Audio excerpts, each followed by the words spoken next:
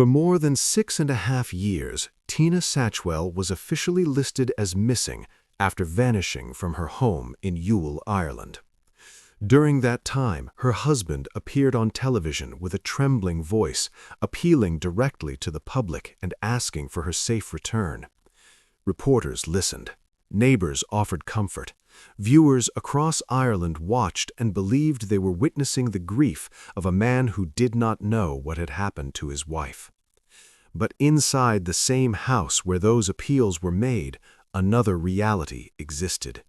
Each time he walked down the stairs, his footsteps crossed over concrete that concealed what had never left the building at all.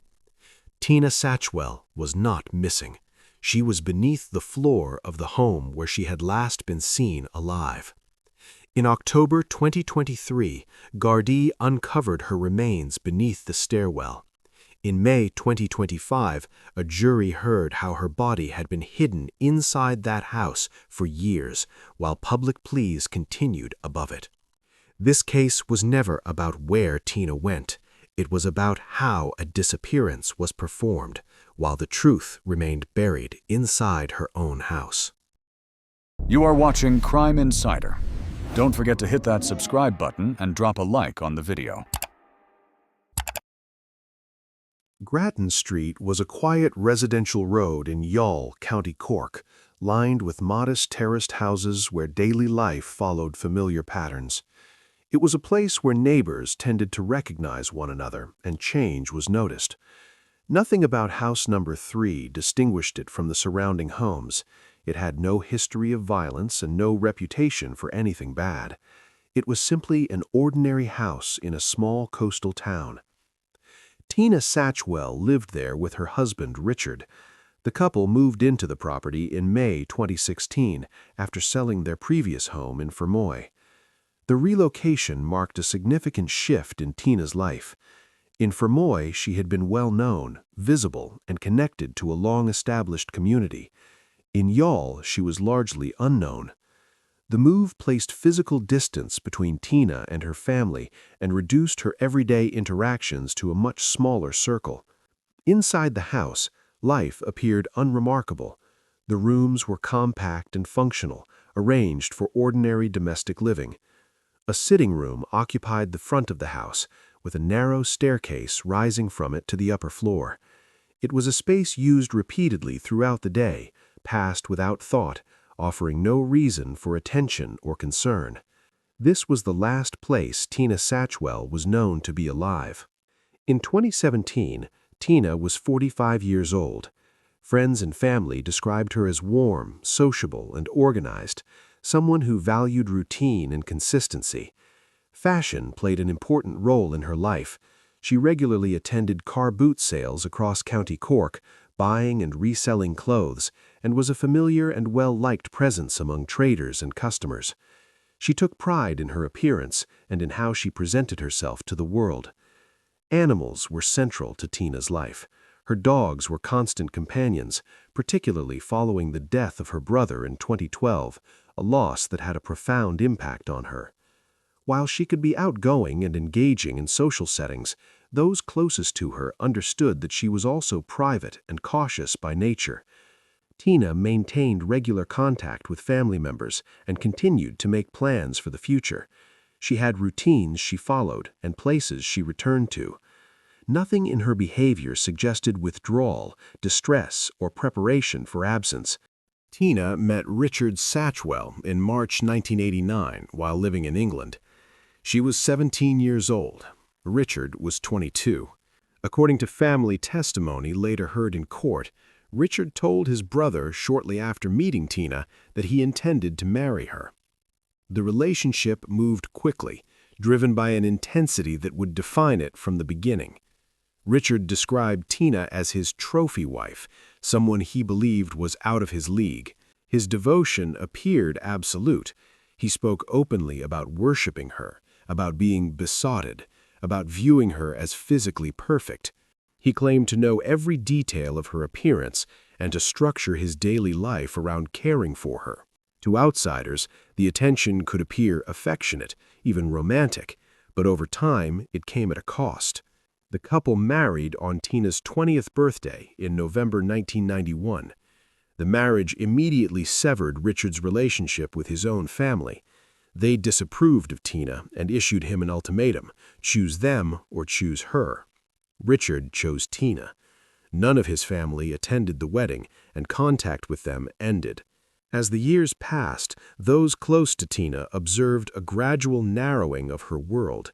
Family members and friends later told investigators that Richard criticized nearly every person Tina befriended, finding fault until those relationships faded. Tina's half-sister would testify that Richard was possessive, controlling, and deeply obsessive. He wanted to know where Tina was at all times and discouraged independence in subtle but persistent ways. Privately, Tina confided that she felt trapped.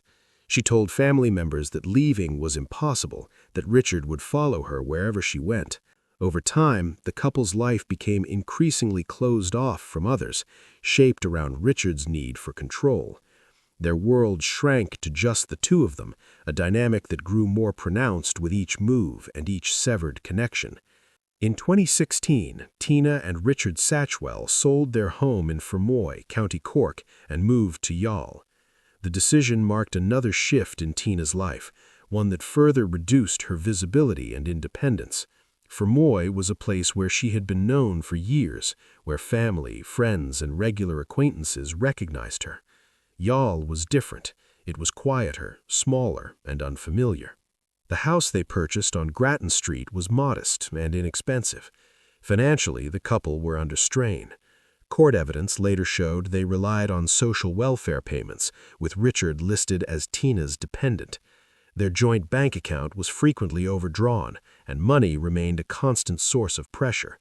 The move did not represent a fresh start so much as a narrowing of options.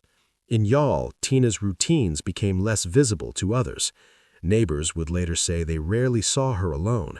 When she did appear, Richard was usually with her. Unlike in Fermoy, where Tina had built connections over time, she did not develop the same presence in the local community. There were no long-standing friendships, no familiar networks that placed her independently within the town. The location also placed physical distance between Tina and her family. Visits became less frequent, contact more controlled by circumstance and geography. Her life increasingly centered on the house on Grattan Street and the routines shared with her husband. What had once been a broad social world continued to contract. By the time Tina had settled into life in Youghal, the isolation was no longer subtle, it was structural. From the outside, nothing appeared overtly wrong, but the move had quietly tightened the boundaries around her life, setting the conditions that would soon matter far more than anyone realized.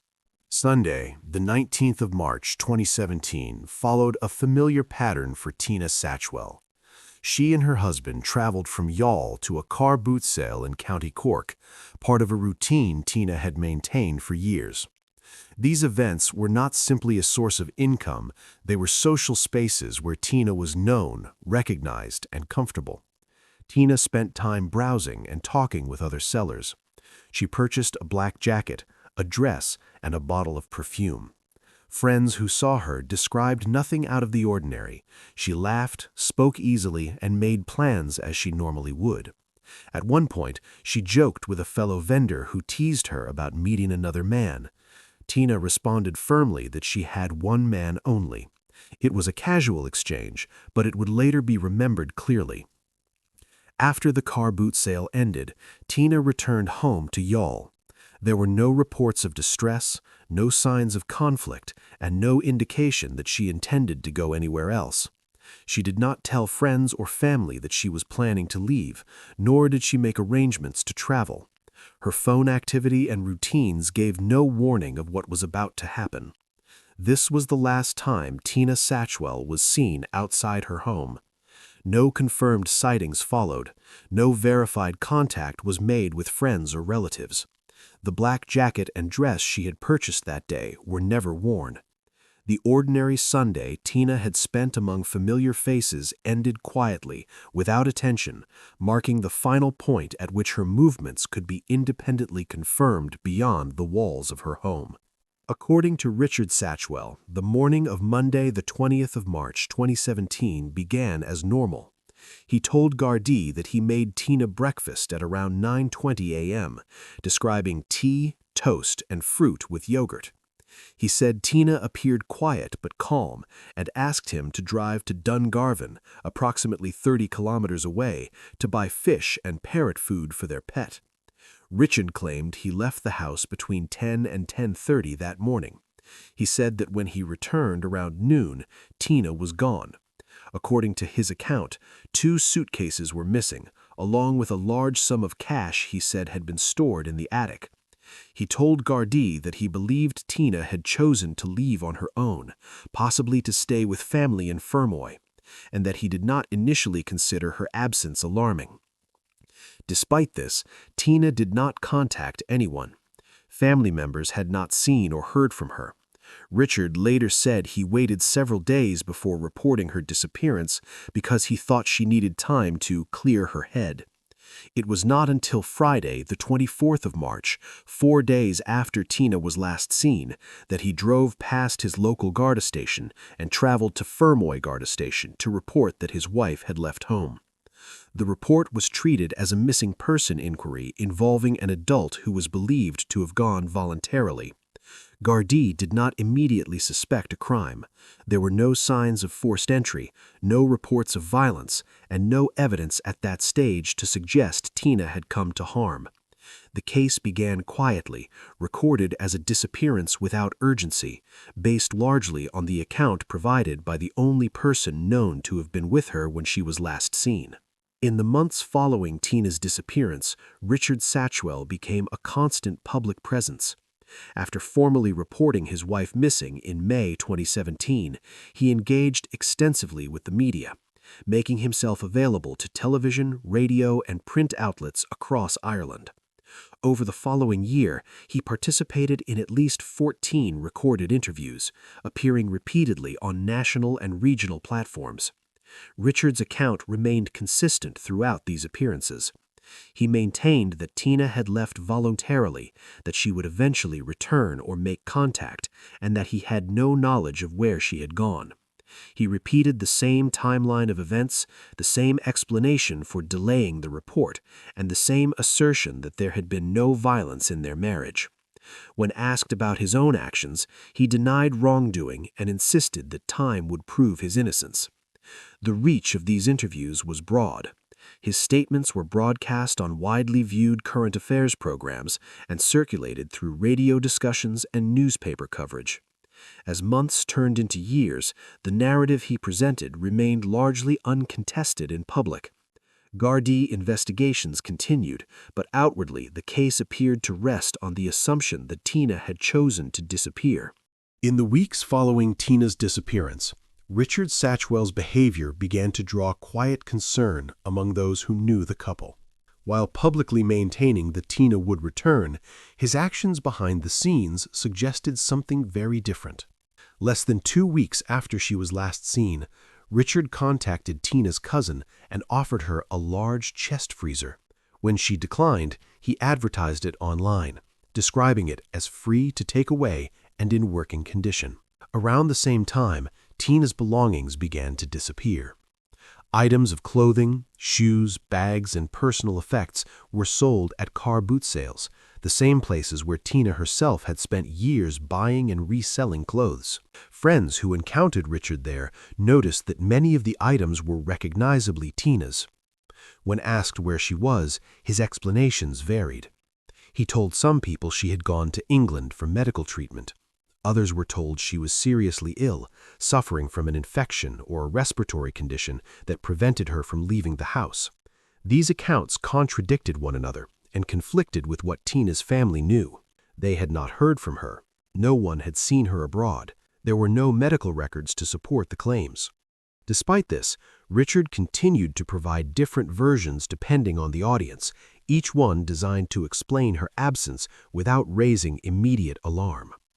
Inside the house on Grattan Street, items Tina had purchased on the last day she was seen remained untouched. The black jacket and dress bought at the car boot sale were found unworn, still inside the home. They had not been packed into suitcases, donated, or sold. They simply remained where they had been left. As these details emerged, a pattern began to form. While publicly insisting Tina would return, Richard was systematically removing her presence from daily life. Her belongings were dispersed, her absence explained through inconsistent stories, and objects associated with the home were quietly given away. Individually, each action could be dismissed. Taken together, they marked the first visible fractures in the narrative that Tina had simply chosen to leave. As concerns grew within the investigation, Gardaí carried out a formal search of the house on Grattan Street in June of 2017, less than 3 months after Tina Satchwell was last seen. By that point, officers had begun to question whether her disappearance could be explained by voluntary absence alone. A search warrant was obtained on the basis that Tina may have been injured or incapacitated as a result of a criminal act. The search lasted several hours and was conducted thoroughly by the standards of a missing person inquiry. Gardaí examined every room of the house, documenting its condition and contents. Photographs taken during the search would later take on significant importance. They showed relatively new plasterboard along the side of the staircase, unpainted stairs, and a red brick wall beneath the stairwell that appeared out of place within the structure of the home. Forensic testing was carried out using luminol to detect traces of blood. The tests showed no reaction in the living areas, on the stairs, or inside Richard Satchwell's vehicle. With no visible signs of violence, no blood evidence, and no body, investigators did not escalate the search further. The concrete floor beneath the stairs was not broken. No cadaver dogs were deployed. Excavation was not considered at that stage. The house itself was recorded as unclean and cluttered, with signs of neglect that complicated the search environment. Despite the unusual structural features beneath the stairs, there was no specific evidence at the time to justify invasive examination. The search concluded without locating Tina or uncovering proof of a crime. In 2017, however, the investigation moved on. The house on Grattan Street was cleared, and the truth remained sealed beneath the floor, missed by a matter of inches and timing rather than intent. In the years that followed, the investigation into Tina Satchwell's disappearance continued without resolution. Gardaí expanded their efforts beyond Youghal, conducting searches across County Cork and surrounding areas. Coastal locations, woodland sites, and rural ground were examined with the assistance of the Garda Síochána, the Irish Coast Guard, and the Irish Army. Each operation was methodical, planned, and resource-intensive. Reports of sightings began to emerge. Over time, dozens were logged in Ireland and abroad. Each one was followed up. Statements were taken, locations checked, and timelines tested. None could be substantiated. CCTV footage was reviewed. Phone records were assessed. Every lead ended the same way, without confirmation and without progress. As months turned into years, the case slowed. There was no physical evidence to anchor the investigation and no body to establish what had happened. Public attention faded as new cases emerged. By the end of the decade, the disappearance had become a cold case, defined not by answers but by absence. The silence surrounding Tina Satchwell's fate endured, not because the case had been forgotten, but because the evidence needed to move it forward had yet to be uncovered. In August 2021, the investigation entered a new phase. A fresh senior investigating officer, Anne-Marie Twomey, was appointed to take charge of the case. It was her first assignment in the role. From the outset, the approach changed. Rather than pursuing new theories, the focus shifted to re-examining what already existed. The entire case file was reviewed from the beginning. More than 400 lines of inquiry were reopened and assessed again. Over 100 witness statements were reread in sequence, not in isolation, allowing patterns and inconsistencies to be reconsidered. CCTV footage that had previously produced no results was reviewed again, frame by frame, against updated timelines. Crucially, attention turned to material that had been gathered years earlier but never fully examined. Digital devices seized during the 2017 house search, including a laptop and mobile phones, had remained in storage. At the time, the investigation lacked the context needed to prioritize them.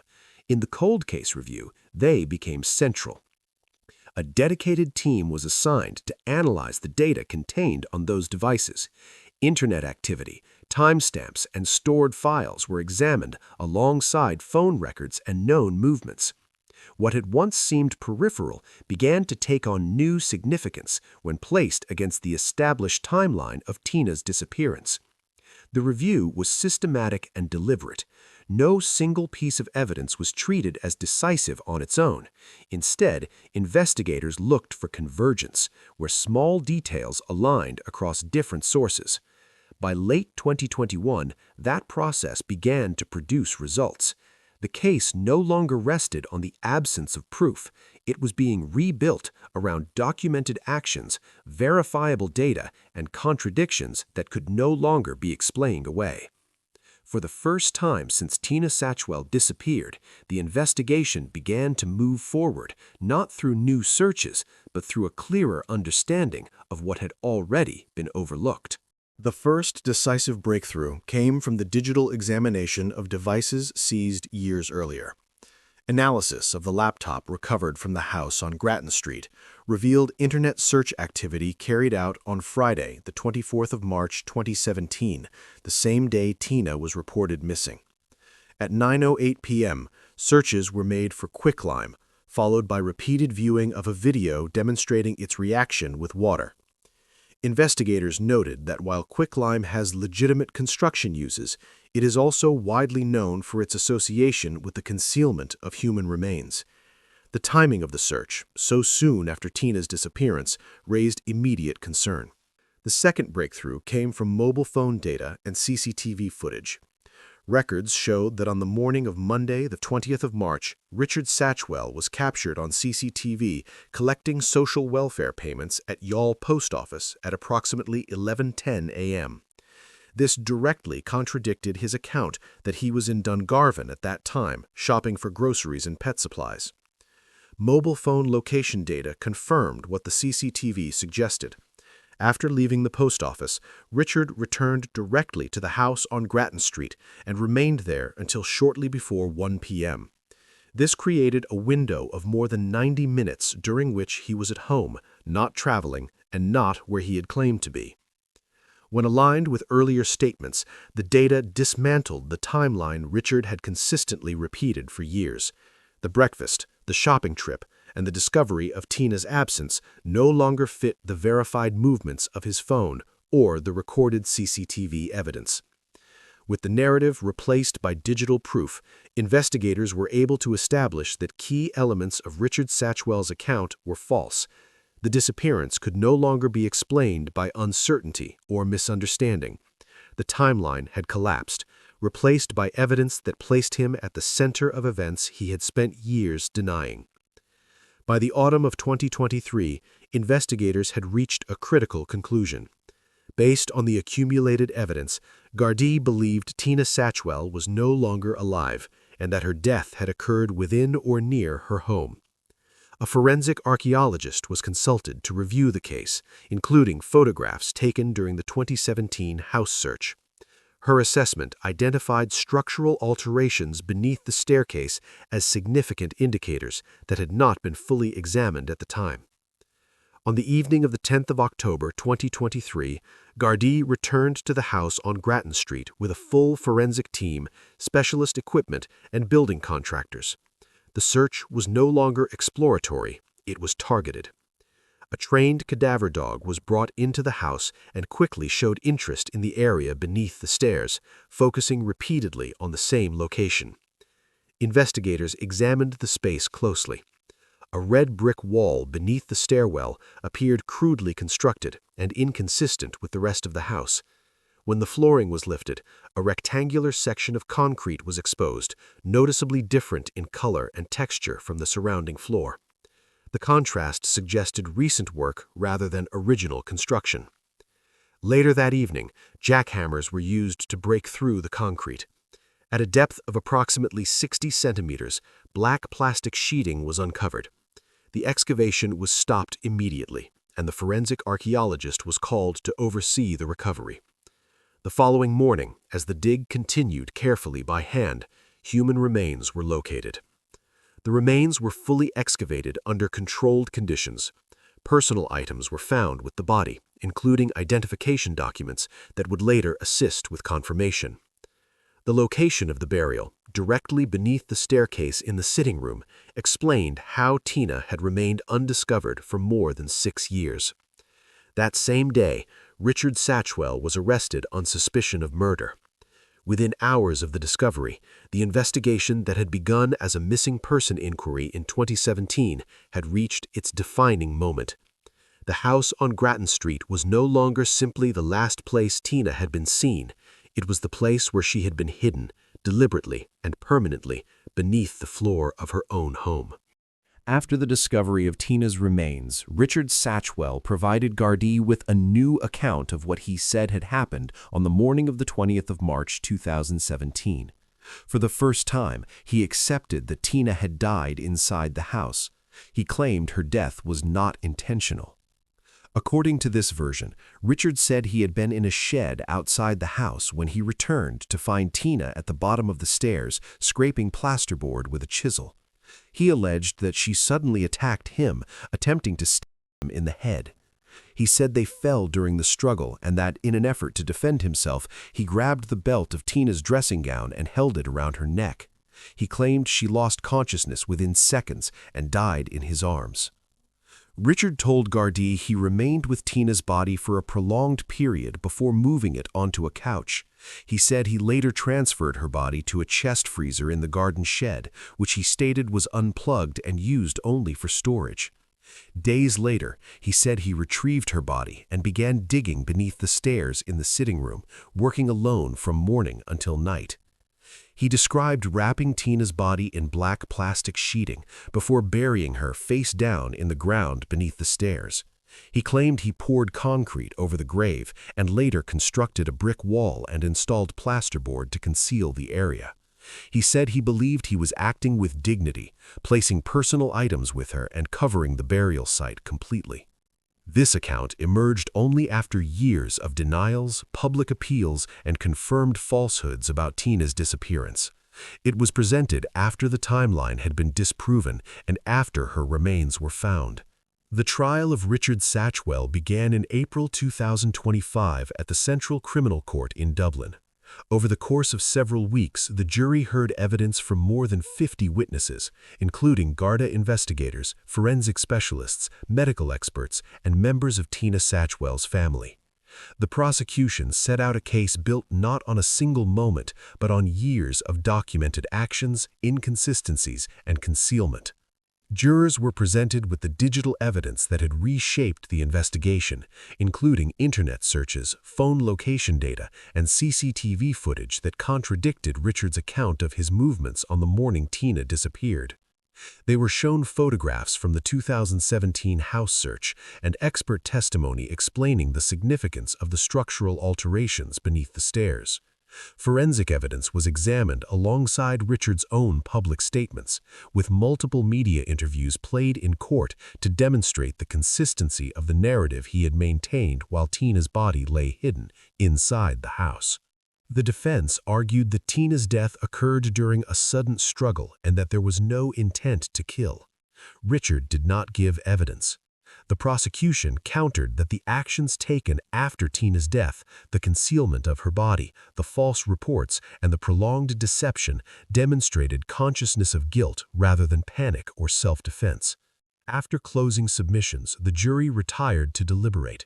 Following more than 9 hours of consideration spread across several days, they returned a unanimous verdict. Richard Satchwell was found guilty of murder.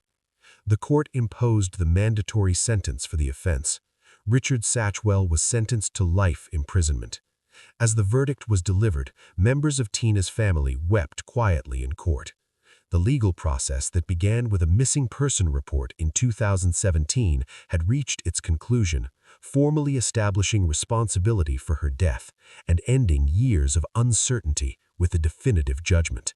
After the verdict, Tina Satchwell's family spoke publicly for the first time with a sense of finality.